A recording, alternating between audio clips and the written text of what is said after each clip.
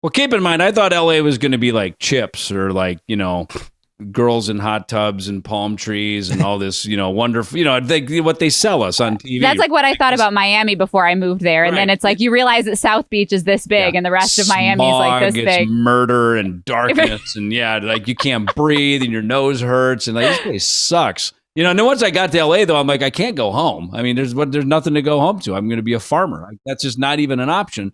So I was literally walking down Hollywood Boulevard, just bummed out, like just going, oh my God, really? This is it? And I was just like, you know what? I got to jump in the deep end and learn to swim with the sharks, man. Ladies and gentlemen, you're listening to 2020. I'm Benny Goodman here with Siobhán and Cory. Hey, yo. Woo, hey. And this week we're back with Grammy Award winner David Ellefson from Megadeth and many a score of thanks. Yeah, he's going to make you feel lazy. Yeah, like how can you do that many things in one lifetime? It's unbelievable. How far can you walk with that one bass line? So make sure you go to 2020.com, 2020-d.com, subscribe, soundtalentmedia.com, subscribe, go to youtube.com/2020, I don't know, something like that. Subscribe there too, and check out. Go to Amazon Prime and subscribe. Yes. We're trying to keep our intros brief, so we're all talking way fast. Yeah, plus all the cocaine. But anyways, check out David Ellefson, Part 2 on 2020.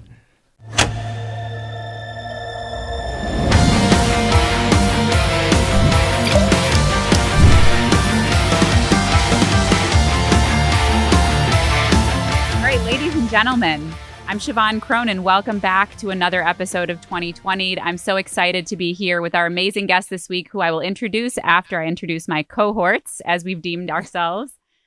First today, Benny Goodman. Ahoy. Ahoy. And up That's next, like Ennio Morricone. No, is it Morricone? Who's the guy that did the first phone call? I thought you knew everything about art, history, and literature. No, it'll come to me. Okay. Next up, Cory Peza. Hi. Who's actually realistic with his statements. I'll have to think of some more multisyllabic words for Ben. Polysyllabic. And before we get carried away, up again for part 2, the amazing David Ellefson. He had so many amazing stories in the first part. We hardly got through half the questions I'm sure we all had. So I'm so excited that you stuck around to join us for another part, and can't wait to dig into more stories and knowledge and experiences. I love how many boxes you check off because of the type of shows we do. But you're obviously like legendary bassist of Megadeth, and then author, own a coffee company, a film company, apparently, and you are an honorary member of Lost Symphony, whether you like it or not. I am, and proudly so. That's. You lads write some complex music and some very cool music, and I was just lamenting my part in that. Yes. Right, yeah. So let me ask you, Siobhán. So how was it working with Lost Symphony? Oh my gosh, that's a loaded question. It's an ongoing process. That's why I asked it.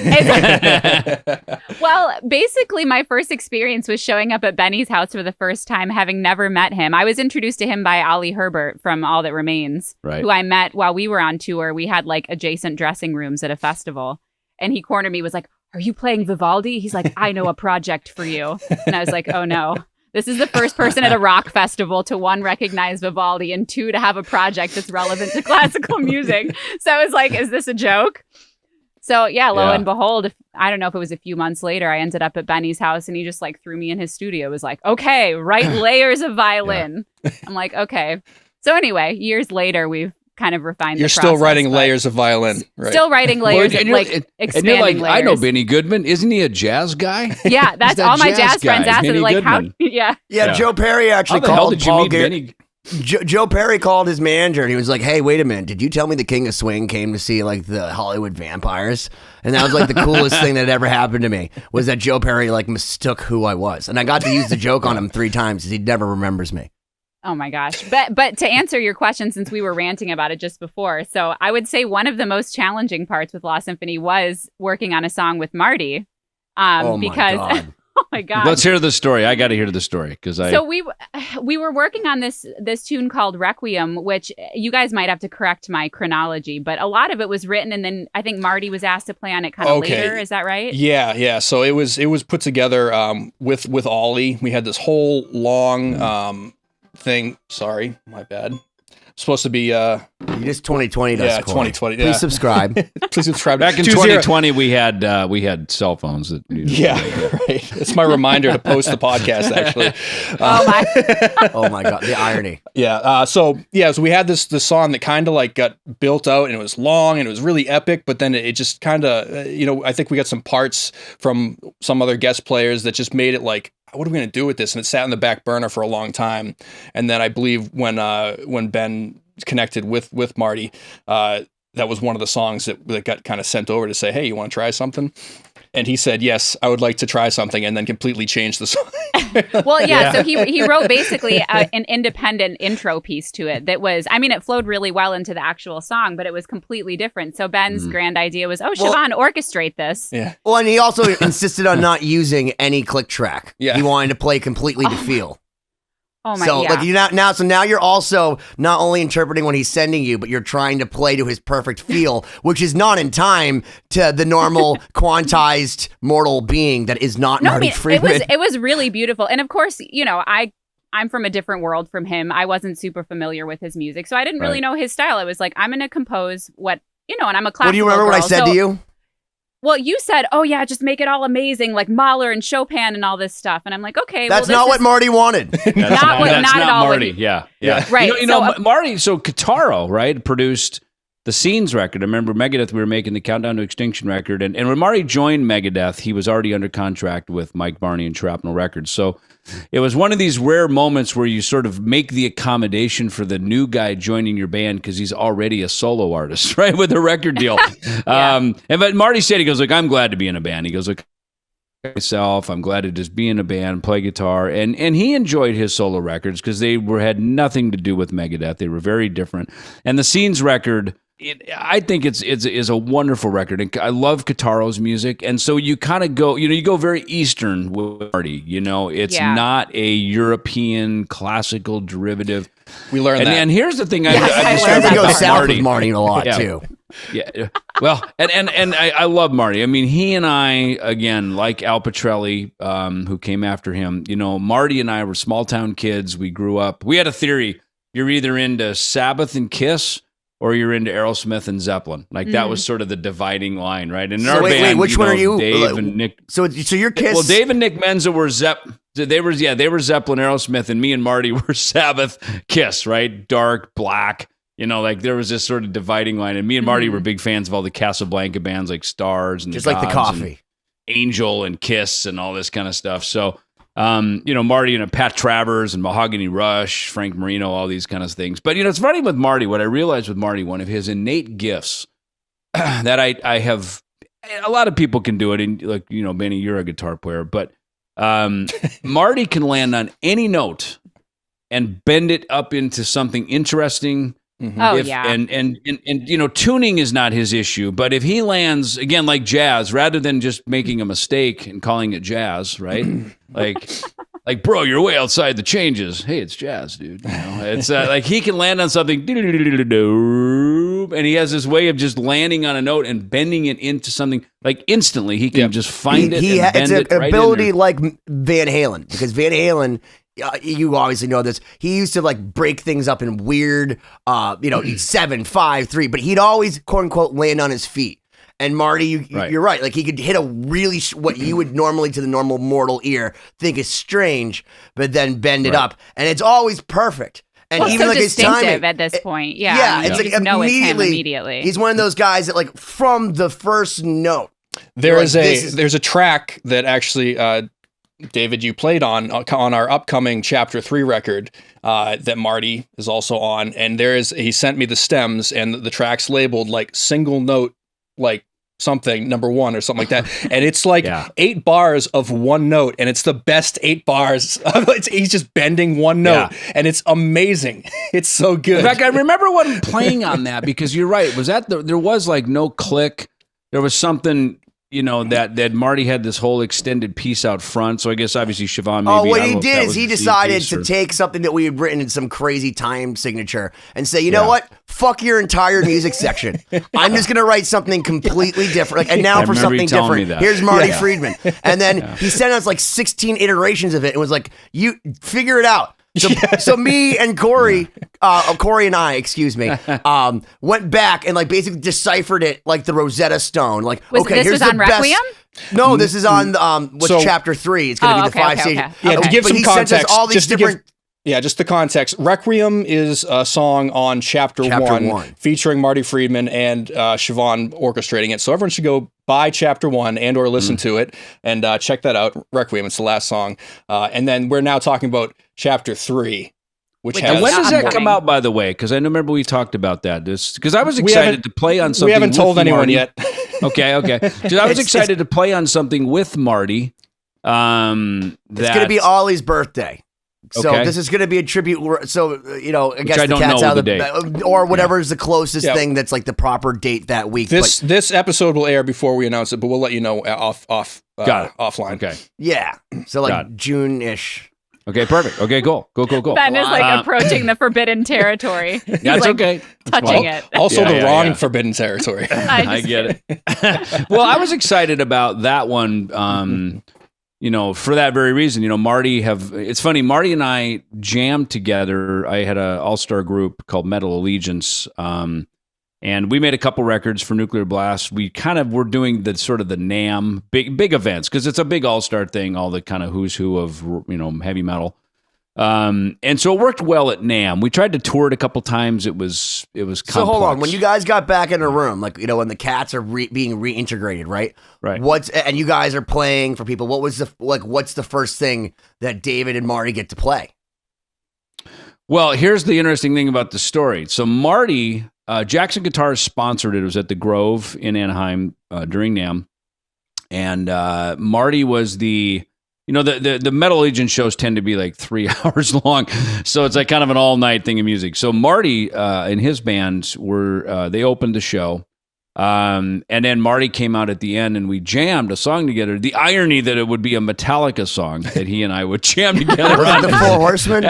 No, it wasn't. Seek and Destroy or something. And it was just, come on. Can we tell people how funny that is? Because you have a song called The Mechanics, which is basically that song. And I'll say it's better. It's basically if you take the Four Horsemen and just speed it up and make it more metal and like mix it with more angst. And that's kind of like what it is. But people know it because Metallica, but right. Dave Mustaine, for those that are unaware, most of the good songs, as far as us elitist Metallica fans, are co-written by Dave Mustaine, including the Four Horsemen, which was his freaking riff. No question about it. If you listen to it, it's above the Hetfield Hammett pay grade.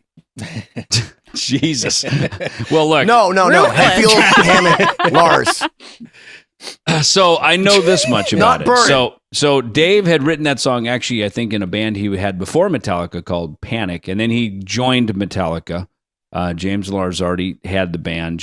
Lars essentially formed it. James answered the ad first, so the two of them were the founders. Dave joined a short while later, and he brought in a song called Mechanics, and that's the version we play in Megadeth. And after Dave was let go from the group, they added a section. Actually, from what Dave said, it's a section he wrote.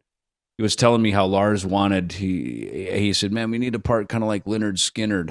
So Dave wrote that dun dun kind of like mocking. But then did a lot of cocaine. Alabama, right? Yeah, a lot of cocaine. Yeah, and that's amazing. I don't even know if it was that they were because that's a lot. That's a big BPM jump, dude. Yeah, that's a suspension of disbelief, as they call in the movies. Yeah, and so I knew the song "The Mechanics" from the demo that I had heard when I met Dave called No Life Till Leather, which was the 5-song demo that Metallica had that essentially got them signed, got them, a lot of their notoriety before they recorded Kill 'Em All, their debut album.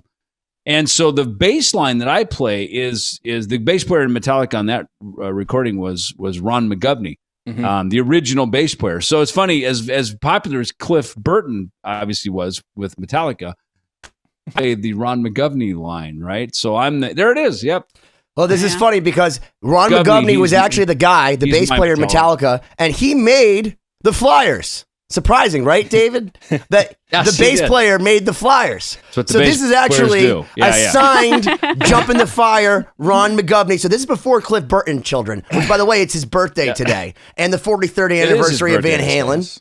And Rachel Boland's birthday. So, like, hey, let's throw it out. But this is when Dave Mustaine and Ron McGovney and Hetfield were all in the same band, and it was the bass player. And the way that this came about was the fact that one of his friends found it in his, like, a shoebox at his parents' house, and apparently sent them back because he was supposed to put them around his school because Ron had sent them to him in 1982. So he didn't flyer the gig like no, he didn't do it. His friend didn't do it. He got hot. He just said, "I'll put him in the shoebox and leave him at my mom's house." Total stoner move. Yeah. McGovney, dude, you didn't flyer the gig. That's like a Fast Times at Ridgemont High. That's like that's a stoner investment of a lifetime. At least you get I know a pizza out guy of who it, can make some flyers, bro. Yeah. Cue the Cars. Moving in stereo. I started to plug my laptop in here. Yeah. So, gosh, we digress. That went way off on a tangent. I forgot where we were. But yeah, it's interesting. The Dorian mode. The Dorian mode. No, we were talking about Marty, I guess, and then somehow. That's so somehow Marty. We went down a Metallica rabbit hole, came out the other end, and we ended up with Marty. Good segue, Siobhán. Thank you for saving us. I don't know where to take it from there. That was a good one. Look, what did we say? Marty can bend into any note and land, and it's right. So here we are. You've bending proved our the theory podcast. right. Exactly. But did you tell her? Okay, so when we worked with Marty, the hazing came in because what Marty did was he basically wrote back and forth notes. But like these notes were like the same way that I think that like Leibniz would write to, the Pope in the 17th century about infinitesimal calculus, and it might be a good idea. You were trying so hard. You were trying but I'm saying, but he wrote these like very like, Dear Siobhán, I think that in the third measure, that this, even though it may work harmonically, this was not what I was going for. And basically, in a very nice way, said all of his reference tracks were pretty much what he wanted her to play. So because he played guitar parts that went along with it. The facade of creativity was taken away. I was not meant to write something that I thought should go with it. It's funny, in Megadeth, and back when Marty was in the band, we always had a kind of it was a dig, but it was meant as we'd say someone, hey, so check this riff out. So we go, dude, great riff. Save it for your solo album, right? That was always the dig. So Siobhán, you got truly a great passage. Save it for your solo album from Marty Friedman. We saved it for the end. We saved it for the end of the song. We saved it for the end of the song. We did. So my original orchestration under what he wrote ended up at the end of the song because it was completely different from what he was. And it was very, very good. So it was. Well, and you were talking about that as coming from your world of classical. You didn't grow up sort of with blues and jazz and rock and roll and these sort of more freeform jazz, like exploratory. Means of music, classical is very different. You're composing sort of like, hey, compose on the spot.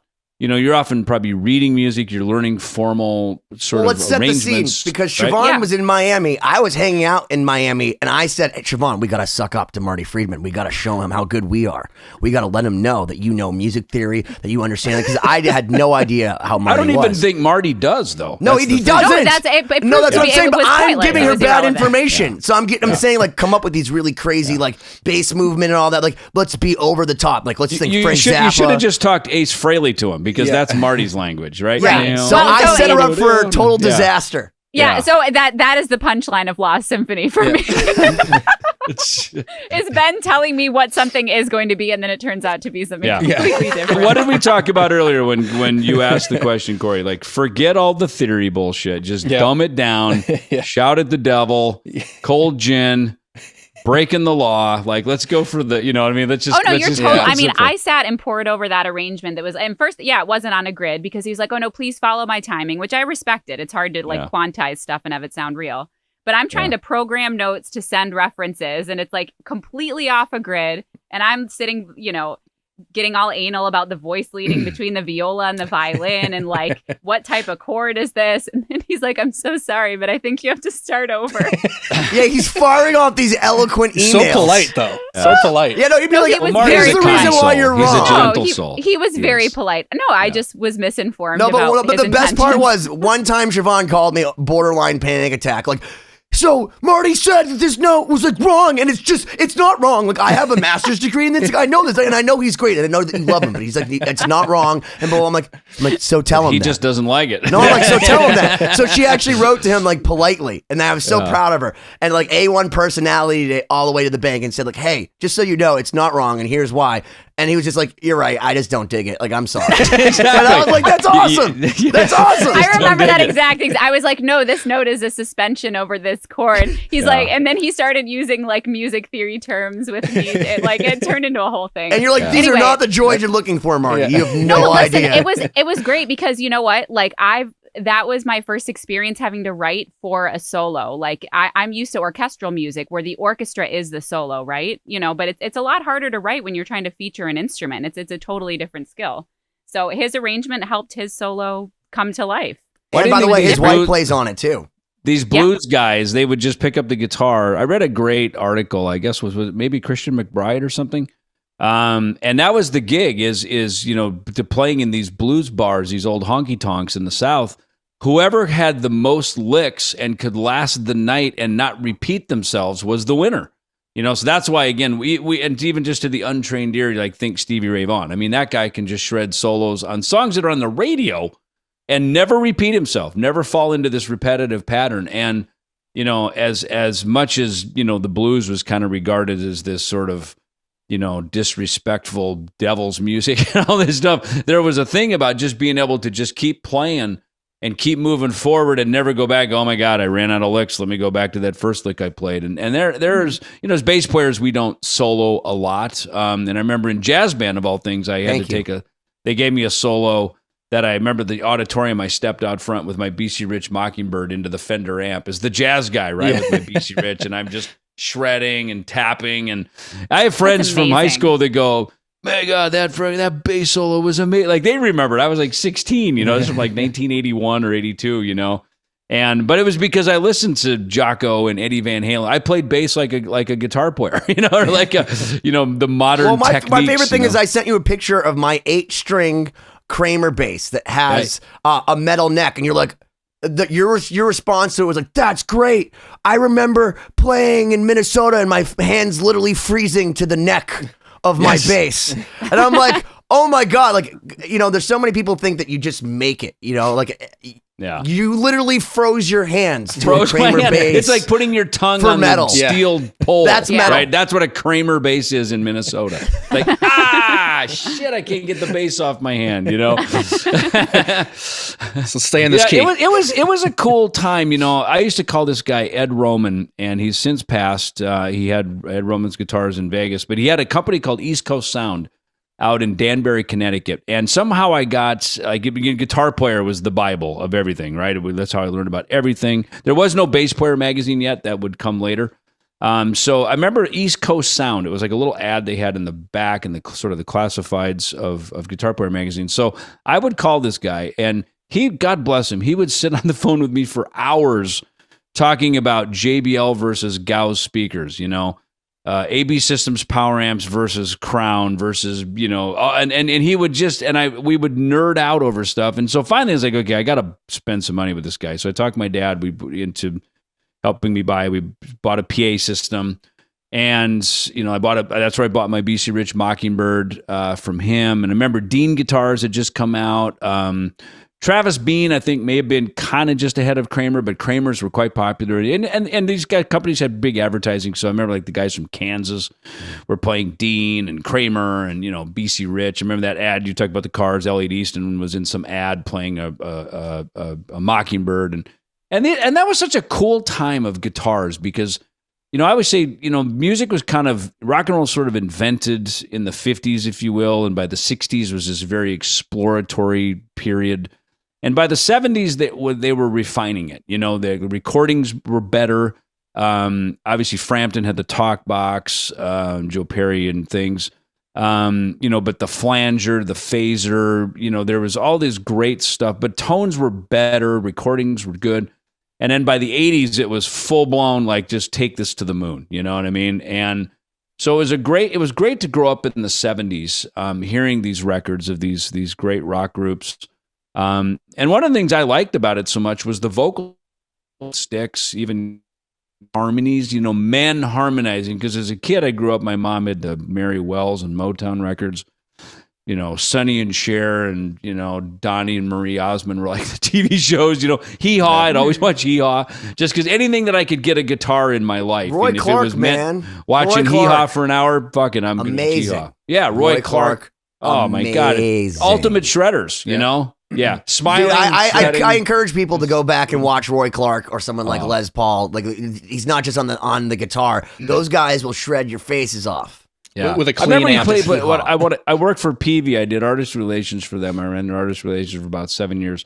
And Roy Clark played at a casino down the street from me here, and I was like, "Oh my God, I got to go see Roy." So that was one of my call home to mom moments. Like, I just met Roy Clark, and we got to talk and bullshit about both being on Capitol Records, and you kind of talk music business shop a little bit with it. And you're like, this is my. I used to watch you every Saturday night without fail as a kid on Hee Haw, and now. Here he is, he's playing. And he was funny. He was talking about because he was an older guy for sure. And his audience was what they call blue hairs, kind of the snowbird retired people here in Arizona. And he was like having fun with them and kind of cracking like old guy jokes and then just shredding your face off, just killing it. And great songs. And you're just like, that was an experience to have too, I think in my career, is to really understand songs. And I think, I'm in a band where fortunately as Dave is the main writer in Megadeth, he's got a charisma, like I talked about in the previous episode about when he stepped up to the mic to sing, it didn't matter how well he sang. It was his delivery and his charisma that made him a singer. Mm-hmm. And I realized that is a really, especially in rock and roll, that's what a great singer is about, is it sometimes the technique takes a backseat to just the delivery and the charisma. And, we had a manager in the late 90s because Megadeth, we started in the 80s, this big explosive growth kind of for about 10 years there. And now by the late 90s, it was a very weird time because Seattle music was everywhere, Pearl Jam, Nirvana, all this stuff. And it was like, how does a heavy metal band survive this? Because MTV turned us all off. We're bang, you're done, you're out. Godsmack, Disturbed, were the new thing, the new metal, Korn, and so where does Megadeth fit? So we really, I remember our manager, we had our manager, Bud Pregard, who had managed Foreigner, and he had some great stories about that, about just what a talent Mick Jones was, just a great writer. And I think all of us are Foreigner fans. There's some bands we can all agree on. Yeah. The Foo Fighters today is one, but growing up, Cheap Trick, Aerosmith, Van Halen, Foreigner, we just all agree on some song from their catalog, right? So as he was talking about Foreigner, and we were talking about writing songs that would skew maybe a little bit toward kind of the American FM rock, a format now called active rock, which was very big back in the 90s or late 90s, had big format. And again, you're looking at your band because your band is a business, and how do we move forward? How do we keep the goal? And we're obviously always going to be Megadeth and always going to be a metal band, but with Marty, and I remember Bud saying, like, Marty, we really need you to step up. You've got great melodic interpretation, composer. Your ability is needed here. And we went to Nashville. We wrote the record, and we went to Nashville, and we worked with Dan Huff, who was right behind Steve Lukather. He was his generation. He had a band called Giant, kind of similar to Toto, but all the guys in Giant and that generation, they did all the records, Madonna and all. Not to be confused by Gentle Giant. And they had all. Not Gentle Giant, definitely not Gentle Giant. And they had all moved to Nashville and got right in on the new country wave. The whole Garth Brooks, Alan Jackson, Shania Twain. So they were really, they all got to Nashville at just the downbeat of that whole movement. And so Dan wanted to start producing. He had produced a group called Lone Star, who were quite popular. And then the second production, Michael Britt. We love Michael Britt. He does all the profiles for Kemper. And he's an unbelievable guitar player, but I used to work in a movie theater, and they'd put the first Lone Star record on like repeat, and I just it's ingrained in my cerebellum. Another big word, cerebellum. That's not where it's actually ingrained. But you know, if you know anything about the Ramones use that word. It's and I want to be sedated. They use cerebellum. Yeah, so still rock and roll to me. You still get rock and roll cred for cerebellum. But it was interesting, being in Nashville, and it was a time where, like we talked in the previous episode, I grew up, musically educated and always continued to, pursue, even if it was self-taught or jamming with buddies, higher education in music. And so I actually studied with a guy named Ray Riendow, who is probably, in my opinion, one of just the greatest bass players. I mean, amazingly great chops, slapping, and just, and we sat down. I said, listen, I'm going to Nashville. All the greatest bass players in the world are there. Glenn Worf, Michael Rhodes, Mike Brigner-Dello. I mean, they're all there. And I said, look, I played in Megadeth all these years. Obviously I can do that quite well, but I feel like I need a new bag of tricks, and so we sat down, Autumn Leaves, page 1 out of the real book, and just started studying jazz. And that was when it really hit me. It was like, as much as I had played jazz and studied some jazz in high school, for a few years in jazz band, I appreciated, and Autumn Leaves once you get past Autumn Leaves. Was it the Red Death? That is literally, I'm taking jazz No, I'm taking jazz lessons right now, and my teacher just sent me that tune. I've learned Autumn Leaves. 3 so far. Autumn Leaves is my assignment for this week, so that's so cool you brought that up. It's deep because, like you said, okay, first you're gonna learn to read, and unfortunately I can read manuscripts, so I had to kind of brush up on my reading. But again, everything about it, key signature, all the stuff, and looking at where the key changes within the chord, within a bar from the separate chords. And I mean, these are deep dives, on Autumn Leaves, and I studied with him for about 3 months, and I got, we went through a lot of stuff, and I remember coming home practicing, and then again, it comes to this point where, okay, now we're going to Nashville to make a Megadeth record. I'm just tuning all of that out. I'm not going to go in and go, well, I learned Autumn Leaves, and let's now play some Megadeth songs. It infiltrates your brain, though. I don't think you can unlearn that. It does. It really, and I realized going to college that's all college is. College isn't about really learning. I mean, obviously, if you're going to be a lawyer or doctor, there's certain skills and things obviously you can learn. But it's mostly about just fucking your brain up so you just learn different, so you think different, and there's stuff that I learned in college, because I didn't go to college until I did some studies in the 90s, but I didn't really get my undergrad business degree until I was 2005 to 2007. So it was weird. I was working at Peavey at the time, and some stuff is like, oh wow, international business manufacturing. It's like, wait a minute, we do this at Peavey. Okay, this makes sense. And that was nice to have a direct hands-on kind of connection to it.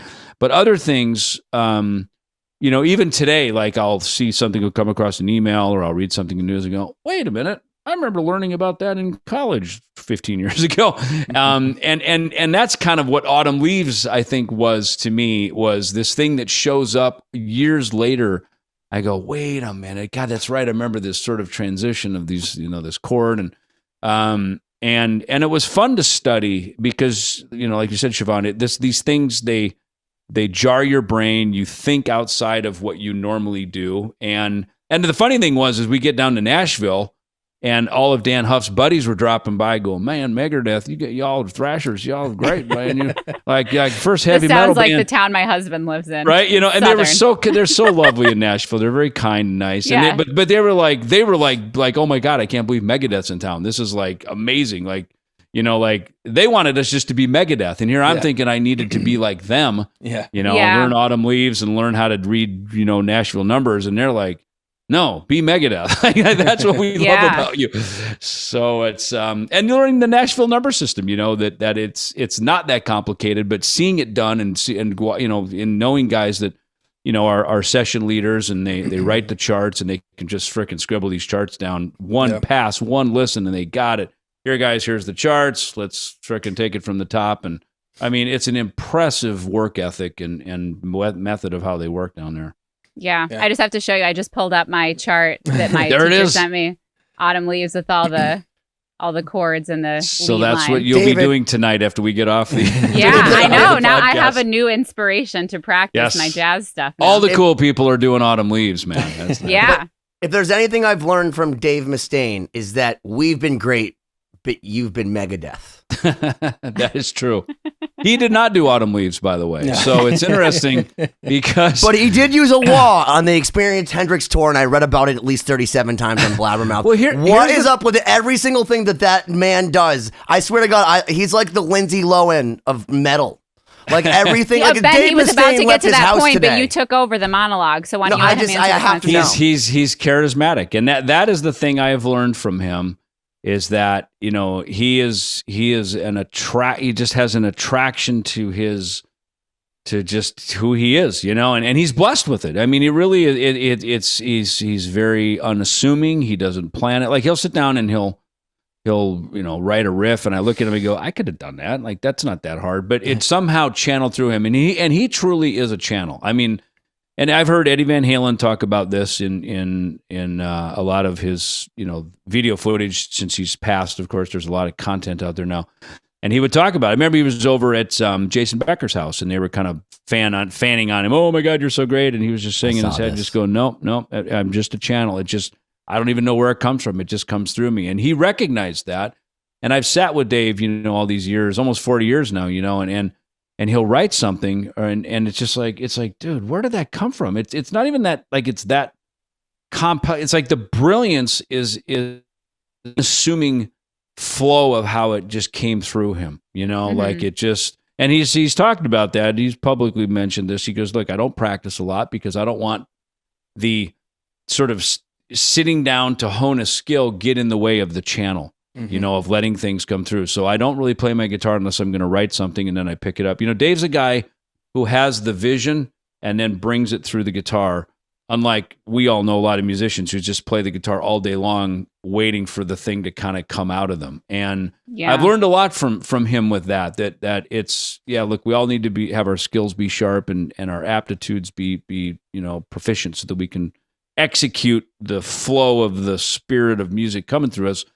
But he's not a guy who just burns it into the ground like I've nailed this lick. It's more about he's the guy that brought the lick to the party, Right. Well, that's fundamentally the whole trajectory of music history. I mean, if you're practicing, you're practicing stuff that came before you. And that's what happens with classical musicians. We get so used to the same patterns of Baroque music, classical music, romantic music, then you get asked to improvise, and all you're doing is repeating the same patterns of things that you've played your whole life. So there is a balance between, over practicing what pre-existed you and just letting something that's completely new come through. Yeah, it's really, sitting even with Dan Huff when we were in Nashville, because we did 2 records with him, and he would pick up the guitar, and he wasn't playing a lot of guitar. When we were doing Cryptic Writings, he was doing session work in the morning, because he was transitioning from session work to being a producer. Now he's been a full-time producer for years. I mean, he does, Keith Urban and Taylor Swift. I mean, he does everything, So now he's big time. But right then he was in the transition, and so he was still going in and side gunning sessions, and then showing up at the Megadeth, session, editing drums, and then, hey, let's cut some bass and guitar today, So, I mean, that was a man who had a lot of energy. But he, it was interesting to just sit with him. Obviously, very high functioning musician who could sort of grasp a lot going on and pull it together, which is a skill of a producer essentially. Let's take all these random ideas and hone them and get them to all march in the same direction. That's the show. Call an album. That is the show. Yes, self-produced, by the way.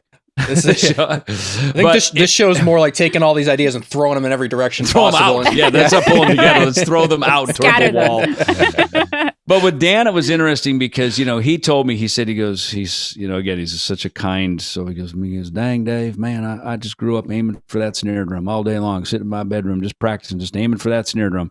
So for him, he knew his life was going to be in the studios. He did not like live performing. And I remember he told me and Marty how much he got offered to go on tour with Whitesnake, I guess, after Steve Vai left.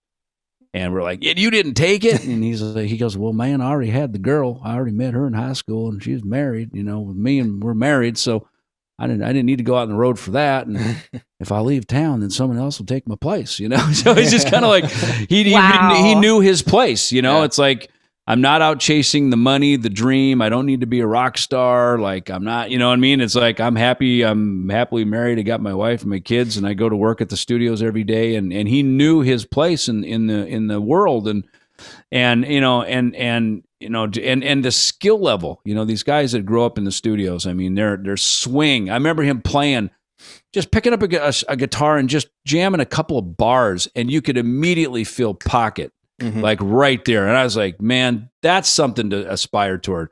Be able to play 2 bars and people are already like just locking into groove. I thought, just man, on a note of talking to like session musicians and groove and locking in, I came across a video of Carol Kay, I think today or yesterday, and it actually blew my mind because she was talking about how to groove with a click, puts the click on and plays to the click as the click is the backbeat instead of the downbeat.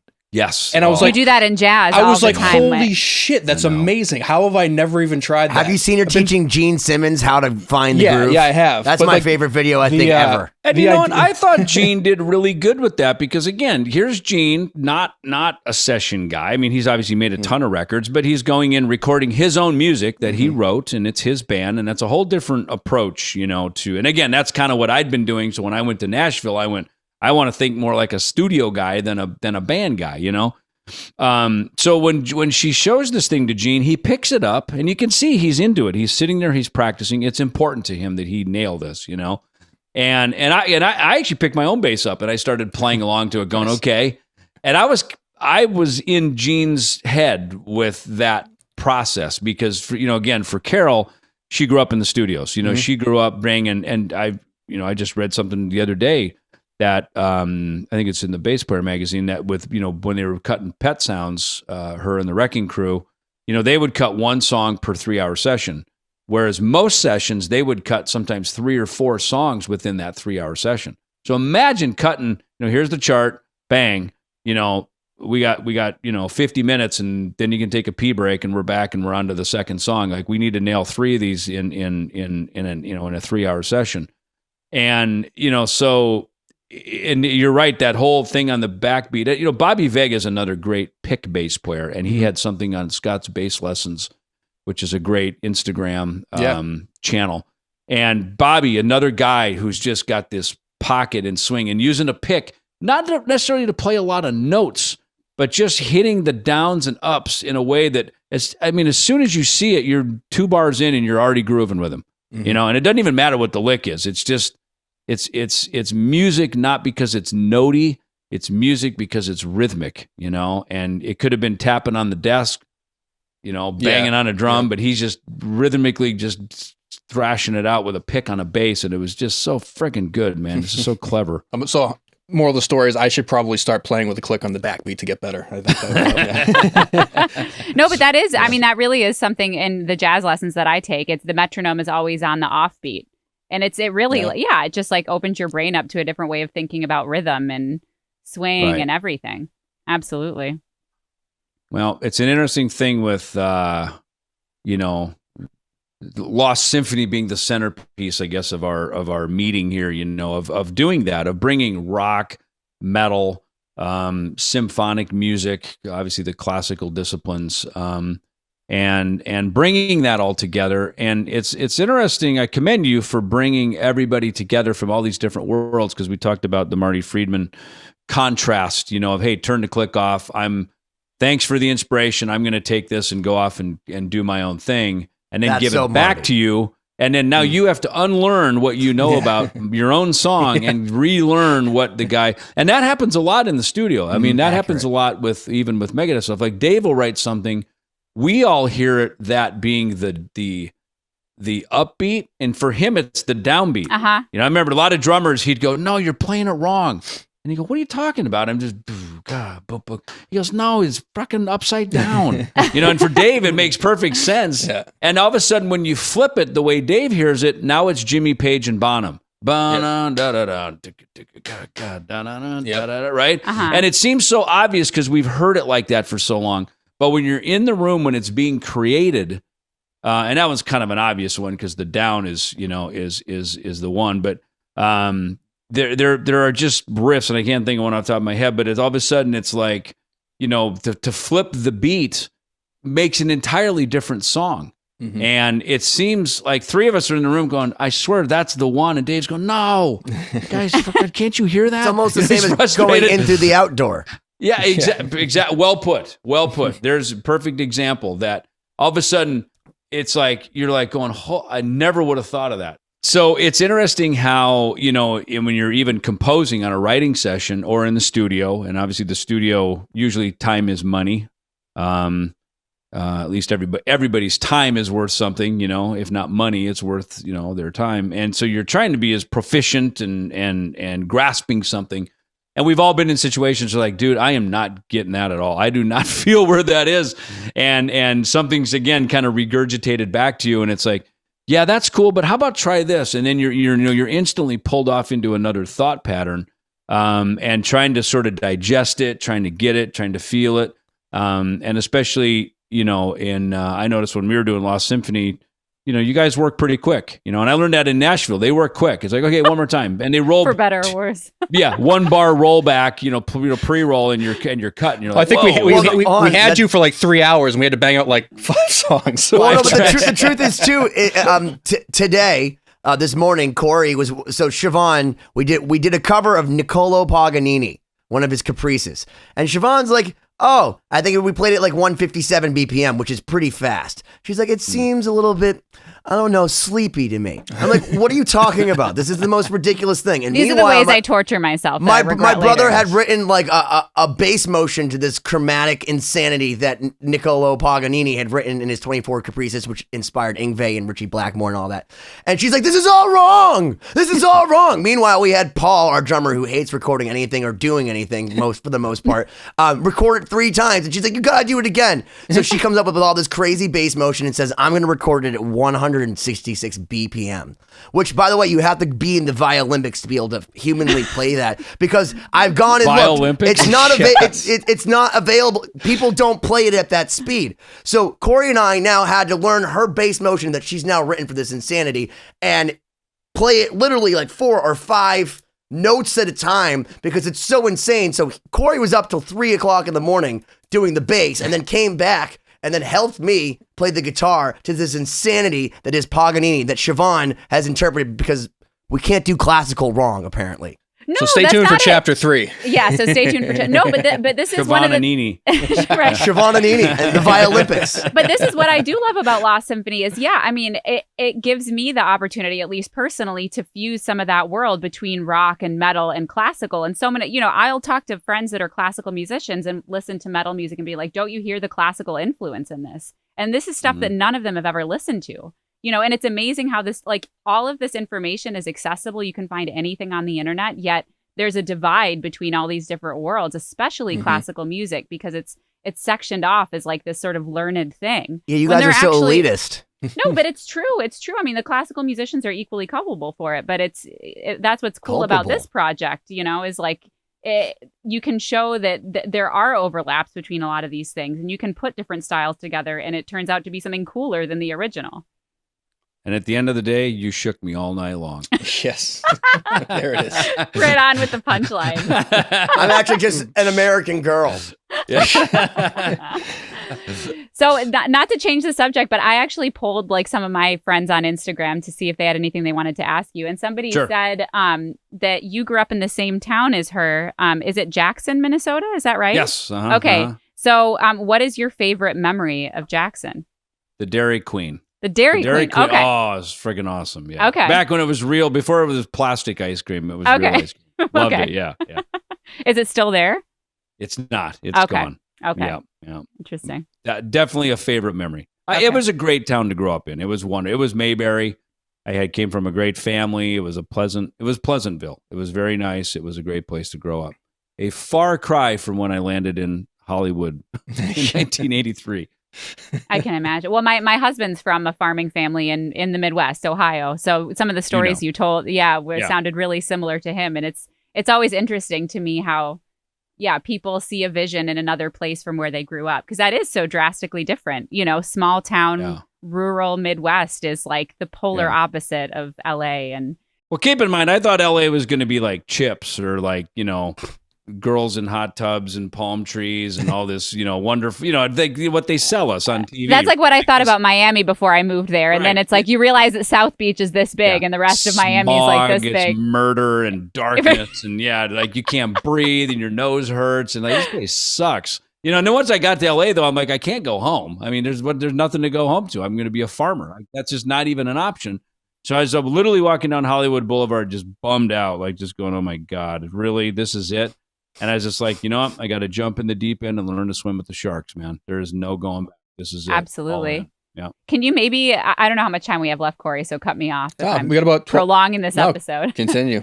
But can you, that's interesting. Can you maybe talk about like some lulls in your career or in your life and, how you kind of got out of those moments? Because I think that's something a lot of musicians and creative people deal with is it's not always a steady flow of work or a steady flow of success. So, part of making it through is knowing how to handle those moments when stuff isn't coming your way. Yeah, I mean, look, there's the obvious drug addictions, and those are obviously serious and life changing. And in fact, I remember when I was in rehab, they said, David, there's only one thing you have to change, and that's everything. And I was like, whoa, wow, you know what I mean? Yeah, and that's a heavy task. And right around that time, a lot of famous people that we all know were getting sober. So fortunately, there was a sobriety enthusiasm and community, and people were the managers and the labels. Everybody's done dumping millions of dollars into drugged out rock stars. Like those days were over. This was late 80s. So people were getting clean. People were either dying or they're getting clean. So fortunately, it was the society was there and the infrastructure to support movie stars and rock stars getting clean. So I was lucky with that. But look, you all have that moment where. Like we're people. So, you fall in love and all of a sudden, your new love interest takes over your commitment to your music or you're learning how to grow up. I mean, I think that's my thing is I grew up, in a popular band. So, we weren't a reality TV show band, thank God, but, we're out there in the public's eye. And so you have to learn how to handle yourself in the public and keep your personal stuff out of the spotlight. And again, today with social media, almost everybody puts everything out there. But I think I've tried to keep a lot of that back. In fact, I didn't talk much about a lot of that stuff until I wrote the memoirs, which Benny has right there. The question is, has he read it yet? And I will. Not Rockstar Hitman, but that one. Yeah. Not the fictional one, but the real one. And so, on that note of the memoir and the books and everything, we do have about 10 minutes left, and I want to make sure that we get a chance to talk about the projects and the stuff that you have available, so people can get to know you more and follow you along a bit. Okay, so did a cover record, wrote a book, got some coffee, yada yada yada. The end. No, it's kind of inspiring to see everything that you're working on, and maybe as one final. I think it's more tiresome, to be honest. Yeah, well, exactly. And in terms of that being tiresome for the outsiders like us, maybe you can just talk about what drives you to keep expanding and keep trying new things. I like the kind of the question that came up about just always creating. Always creating. And creating doesn't necessarily have to be notes and words. It can be business. It can be entrepreneuring.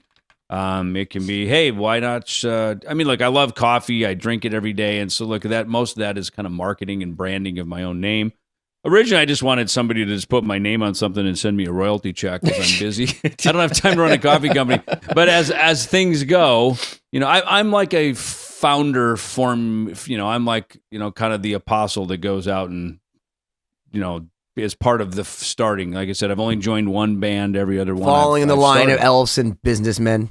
It is. I guess it is. And so even the coffee thing, we started with a guy roasting it. We quickly outgrew it. Next thing you know, guess what? Now I have a coffee company, and now it's all in my hands. It is in my name, and we're dealing with all that. And I thrive on that. I like that. I like business. It's kind of the other side of the brain from being creative. So I like.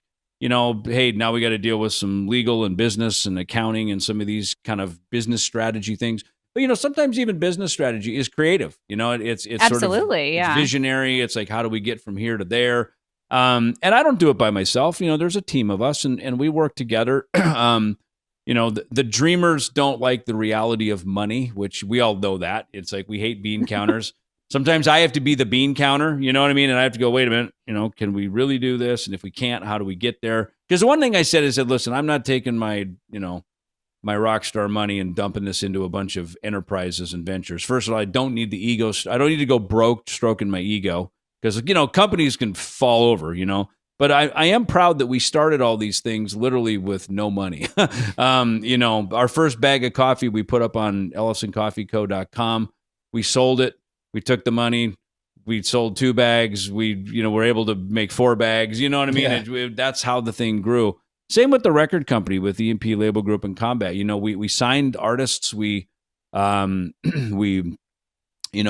led to the next, and section. We had a nice little cachet of that.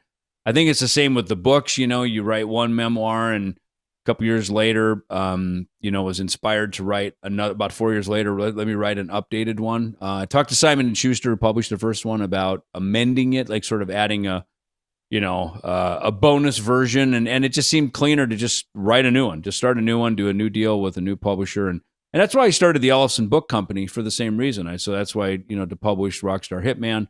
I've now got other artists coming to me going, hey, I got a memoir, and I wrote a book, or I'm thinking about writing my life story, and I said, please do it before you die. There's only one of you, and there's only one of your story, and it deserves to be in a book. So with the Ellefson Book Company, we're able to put some books out and publish anything, fiction, memoirs, whatever, cookbooks, whatever you have, we're able to get those to market for people. Because I think for creative people, we like to create, but we also like it to get to market. We like people to hear it. And I think when you're in the business of music, film, TV, creating, it's not enough to just create it and sit in your room. You're like, well, I want someone to hear it, and get it. How do you get it out on a record? How do you put it out into the film thing that I'm doing? And, how do you get your book to market? I've helped some people get their books to market. They've got the book. They just don't know how to get it over the finish line. And so all these things, I'm probably kind of my finale wrap up on this whole thing tonight is, if you're always doing it for you, when you die, it's over. But if you start doing things for other people, when you die, the legacy carries on, and then you've been able to help other people, and then that just kind of keeps getting handed down. And one of the early guys in my sobriety told me that, use the old, give a man a fish, you fed him for a day, you teach a man how to fish, you fed him for a lifetime. So go teach other people how to fish. Wow. That's the ultimate closing. Yeah, no kidding. That's very philosophical. Because you know what he's talking about music at all. It was about fishing. No, that's amazing. No, that's amazing, because so many people make assumptions about if you're a public figure, a musician, like even when you were talking about business, they assume like, oh, well, this person is successful in one thing, so of course they're going to be successful in everything else. But yeah, I mean, a lot of times it's starting over with each new venture, and it's about building a team and figuring out how to make things work and how to make it sellable. I mean, there are a lot of things that go into it that people don't know. Yeah. Obviously, sorry. I was going to say you're in a unique position that maybe not everyone can, use their already established career to push things. But it seems like your attitude towards starting these companies and doing it it's a great attitude. For anyone that might be listening or watching that, maybe has a passion or that wants to do something like that and create something, a business or anything, would you have any sort of advice for them as far as, something you've learned along the way? The thing that I've learned, again, we put most of these things under the Ellefson name, mostly because it's the most recognizable name, rather than, Pyramid Coffee. It's like, well, what is that? Now you're starting from nothing. And it's, I think with Megadeth, I mean, we were a branch off the Metallica tree, and Dave played to that strength, right away. And I think the same thing here is, whatever has the value, go with that, and really, and then play to that market. Look, we're a rock and roll coffee company. I'm not out here trying to put up coffee stands next to Starbucks. Why would I do that? We're not at all in that league, and that's not where we are. And so for our thing it's playing to the rock and roll audience, and so to me, it's kind of like bloom where you're planted. Don't try to go out of your domain until you're really ready to. I have a good friend of mine. He made a lot of money in the home building business here. And I remember I hit him up one time about investing in a restaurant concept that some guys were talking to me about. And he goes, David, I've learned I never put my money in an industry that I don't have experience in. And I have no experience in the restaurant business. And I thought, God, the wisdom, of, what is the saying? A fool and his money will soon be parted. Yeah. You know, I don't chase fool's gold. Don't tell our sponsors. Yeah. I try not to chase fool's gold, you know, of running, you know, the get rich quick schemes. And maybe that's from growing up on the farm in Minnesota. You know, I guess on one hand, leaving to go to Hollywood and there's gold in them there hills, you know. That part of it was maybe, but again, I went there, I think, with a balanced view of, hey, this is why I'm going. You know, there's an initiative. So, and listen to others. You know, I always tell people, even with their music, you know, I always say, look, if you're playing some songs or you're out doing a show, and if it's working and people are digging it, keep doing it. If it's not working, like, don't be delusional and get over your ego and be able to take direction. You know, be teachable, remain teachable. I mean, we all are. Every one of us on this thing here tonight are teachable. You know, whether it's Marty Friedman rewriting your song or, you know, going to Nashville and having players, you know, come in and you know, producers, you know, kind of reframing something so that it can work in a different. This is not the one format. Yeah. This is not. What do you mean? The way you listen to the click track. Okay. Was it called the down. You're saying, yeah, you Yes. think about the beat in a this is different way. not the one. Exactly. Yeah. This is not So again, the one. you know, we've all come. I've had managers. I remember one time we were walking to the stage and I went, "Wait, I got to pee."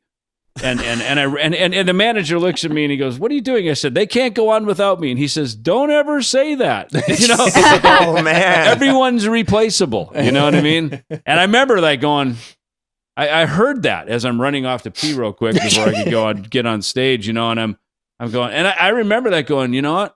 Everybody's replaceable here. Everybody, you know, you know, and now, you know, again, so these profound things, pay attention to those, you know, they come from random places, you know, and, you know, early on, you know, I didn't grow up I grew up kind of religious. I mean, we're Lutheran, you know, we're pretty middle of the road, you know, but I remember when I was getting clean, you know, they told me, they said, you know, GOD, good orderly direction. What's the next right thing to do? You know, and when you start tuning into what the right thing is to do, you're going to hear more of the right stuff and you will keep going down the right road. And when the wrong things come at you, your discernment will be up. You know, discernment can be simply described as bullshit detectors, right? Right?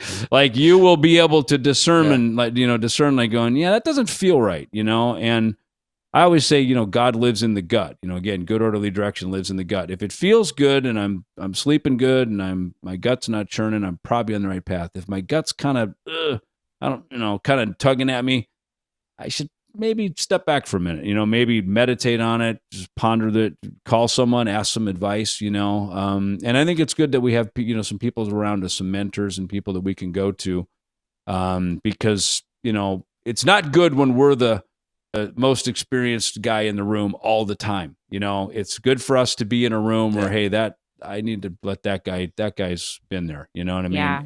And that happens to all of us, as we know. And so we, you know, so anyway, you know, mentorship, I think is a big thing. Have some people to aspire to because they will help us always raise the bar.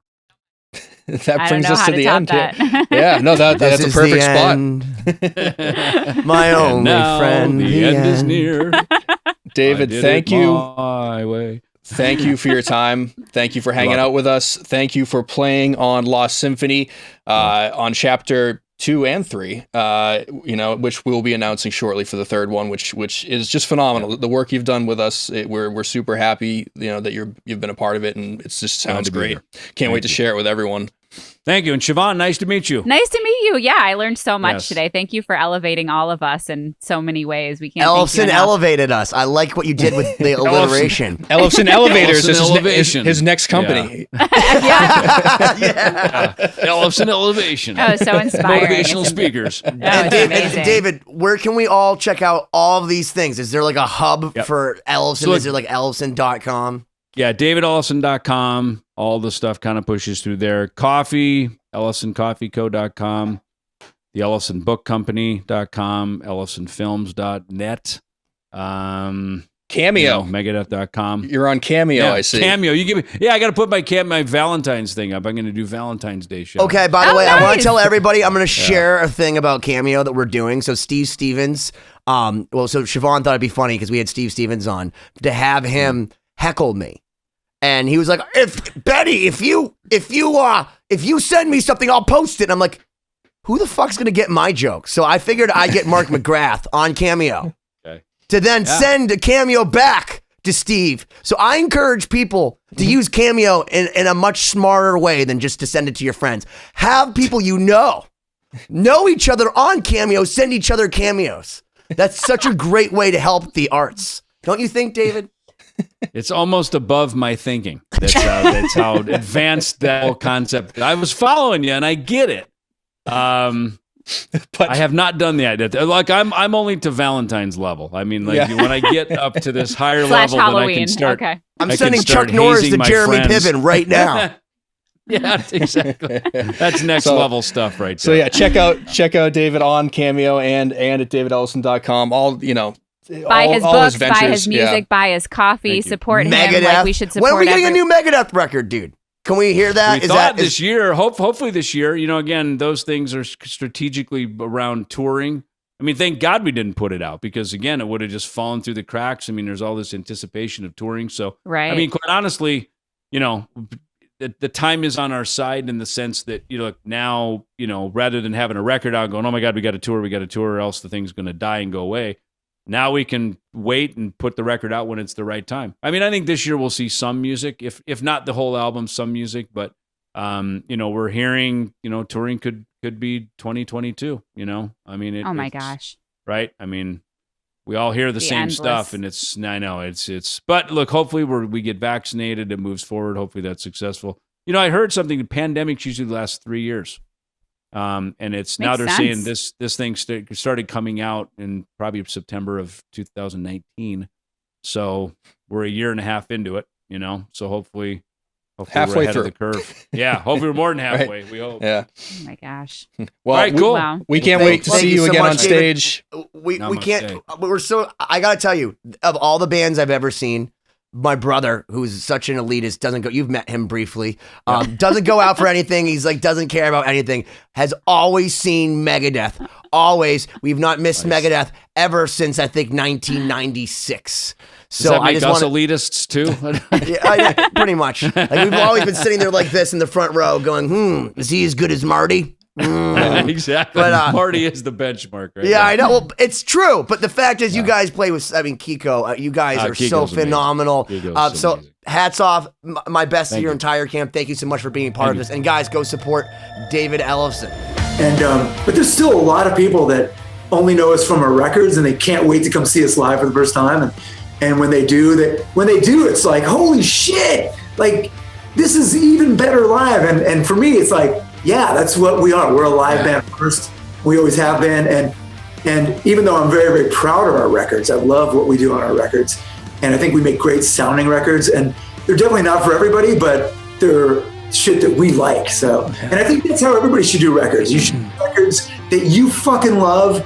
And if nobody else likes them, and there's always gonna be haters, right? That say your shit sucks. And we get a lot of them. And those people can all suck my fucking balls. I don't fucking care